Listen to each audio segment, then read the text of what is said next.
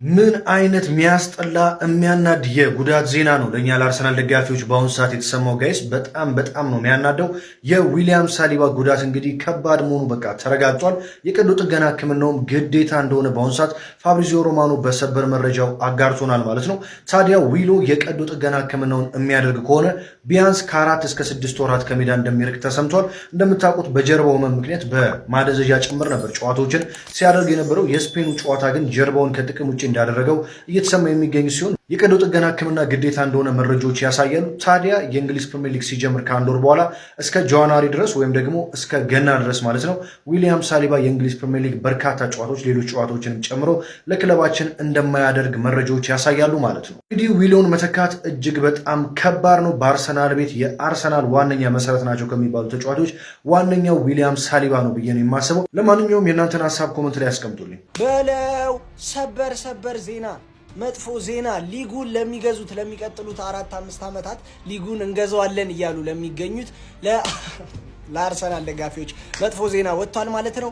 ሳሊባ ከስፔን ጋር በሚያደርገው ጨዋታ ባለፈው ለወርልድ ካፕ ማለት ነው ተቀይሮ እንደወጣ ታውቃላችሁ በጉዳት። ታዲያ አሁን ፋብሪዚዮ ሮማኖ ባጋራን መረጃ መሰረት ሳሊባ ያጋጠመው የጀርባ ጉዳት ብዙ የሜዲካል ኤግዛሚኔሽን እንደሚያስፈልገውና ሰርጀሪ ሞስት ላይክሊ ኦፕሽን ሊሆን እንደሚችል ሰርጀሪ ሊደረግ እንደሚችል ማለት ነው ጠቁሞናል። ያው ሰርጀሪ ከተደረገ ደግሞ ከ4 እስከ 5 ወር እንደሚፈጅበት ለማገገም ጠቁሞናል። በዛውም ኢማጂን አሁን ኦገስት 22 ነው 26 ምናምን ፕሪሚየር ሊግ ሊጀመር 5 ወር ኦገስት፣ ሴፕቴምበር፣ ኦክቶበር፣ ኖቬምበር፣ ዲሴምበር፣ ጃንዋሪ ላይ 5 ወር የአርሰናልን ሚስ ያደርግ አርሰናል 5ኛ ደረጃ ላይ ሆኖ ይጠብቀዋል። እኔ እግዚአብሔር ደስ አለኝ። ከዚህ እንደውም ገብርኤል ቢጎዳ ምን ማለት ሳሊባ ማደንቀው ማለት ነው። በጸጥታ ስራውን የሚሰራ ሰው ነው እና ያው ሳሊባ ጉዳት አይገባውም።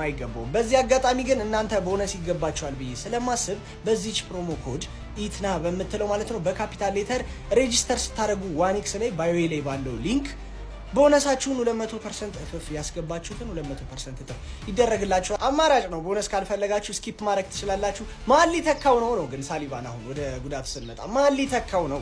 ሞስኬራ እኔ አላቅም። የምትፈልጉትን እንትን በሉ። ረጅም ጉዳት ግን አያርግባት። ሳሊባ ምርጥ ሰው ነች። እና ምን ሰማው ጋይስ የሚያስጠላ ዜና ዊሊያም ሳሊባ የጀርባ ጉዳት የደረሰበት ሲሆን ምርመራ ተረጋግጦ ቀዶ ጥገና የሚያስፈልገው ከሆነ ከ4 እስከ 5 ወር ሙሉ ከሜዳ ሊርቅ ይችላል እየተባለ ነውና የሚያስጠላ ዜና፣ እግዚአብሔርን የሚያስጠላ ዜና። ከ4 እስከ 5 ወር ያውም የጀርባ ጉዳት አስቡት። ብቻ አላቅም ፋብሪዚዮ ምን አይነት ዜና ይዞ እንደወጣ አላቅም። አሁን ከ20 ደቂቃ በፊት ነው ፖስት ያደረገው። ከ5 እስከ 4 ወር ድረስ በጣም ከባድ ነው እና አርሰናሎች በሞስኬራ ብቻ ማለት ነው ይህን ሲዝን አያሳልፉም። በእርግጠኝነት ጸዴ ሴንተር ባክ ያስፈርማሉ ብዬ አስባለሁ። ቅድም ያልኳችሁ ቪዲዮ ደግሞ ማለት ነው ቀመር መቀመር ፈልጋችሁ ማለት ነው መጫወት ፈልጋችሁ ዲፖዚት አድርጋችሁ 10-20 ደቂቃ ምናምን የሚፈጅባችሁ 1 ሰዓት የሚፈጅባችሁ ሰዎች ካላችሁ ይህንን ነገር እኔ ቀለል አድርጌላችሁ በ1 ደቂቃ ዲፖዚት በ2 ደቂቃ ውስጥ ምናምን ዊዝድሮ ምናምን ይፈልጋችሁ እስከ 400-500 ድረስ ትችላላችሁ። በዚች ዩዘር ኔም ቴሌግራም ሃይበሉን አዋሩኝ።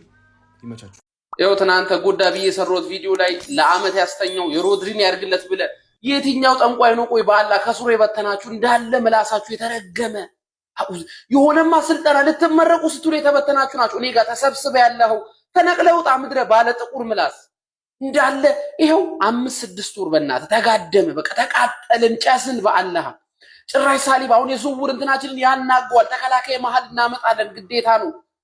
ኧረ ቢስሚላህ እኔ ወይ እንዴት አይነት እንትን ነው በአላህ። እኔ አሁን እሺ 5 ወር ያለ ሳሊባ ምድረ ደንቆሮ ከይሲ የሰይጣን ስብስብ።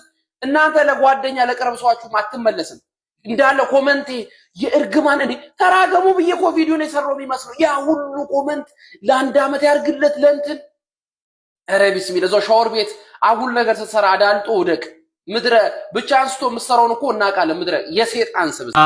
አርሴ ተበላሽ። ከ4 እስከ 5 ወር ድረስ የሚያደርሰውን ጉዳት ነው እንግዲህ ሳሊባ የተጎዳውና የጀርባው ጉዳቱ ግዴታ ሰርጀሪ እንደሚያስፈልገውና ሰርጀሪ ሊያደርግ እንደሆነ አሁን ላይ ፋብሪዚዮ አሳውቋል። 4-5 ወር ቀላል አይደለም። በተለይ ደግሞ ወሳኝ ተጫዋች ነው። ምንም እንግዲህ አይዞን ነው የምንለው። ምክንያቱም እኛም ደርሶብናል። ማቲያስ ዴሊትን በተመሳሳይ አይነት መልኩ ነው በቃ ጉዳቱ ቀላል ይመስል ነበረ። ሳሊባ እንደውም ተቀይሮ ሲወጣ አይተናል። ማቲያስ ዴሊት ሳናየው ነው እንግዲህ እንደዚህ የጀርባ ሰርጀሪ ያደረገውና በተመሳሳይ መልኩ እንግዲህ ሳሊባም ሰርጀሪ ያደርጋል። ተከላካይ ልገዙ ነው ብሩኖ ጊማሬጅ ተውታላችሁ። እስቲ እናያለን። ግን 4-5 ወር ቀላል አይደለም። ለፕሪሚየር ሊግ ቀላል አይደለም።